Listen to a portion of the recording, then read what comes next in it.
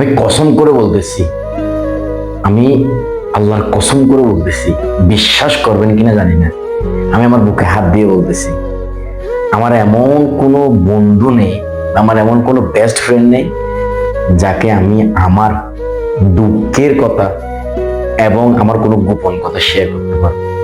কারণ আমি শুনেছি, জীবনে যার যত বেশি বন্ধু, তার জীবনে তত বেশি শত্রু।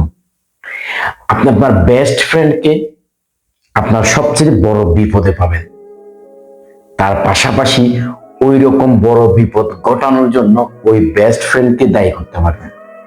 এটাই হচ্ছে বাস্তবতা। আর এটার জ্বলন্ত উদাহরণ কি জানেন?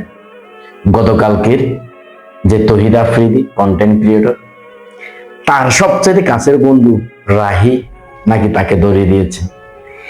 এটাই বাস্তবতা। এখান থেকে শিক্ষা নেন, এই পৃথিবীতে কেউ কারো কখনো স্বার্থ ছাড়া বন্ধু হয় না, স্বার্থ ছাড়া আপন হয় না।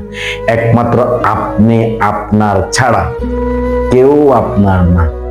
এটাই বাস্তব। এটা জ্বলন্ত উদাহরণ এখন ফেসবুকের টাইমলাইন, যে তহিদ আফ্রিদি আর রাহি। এটাই বাস্তব।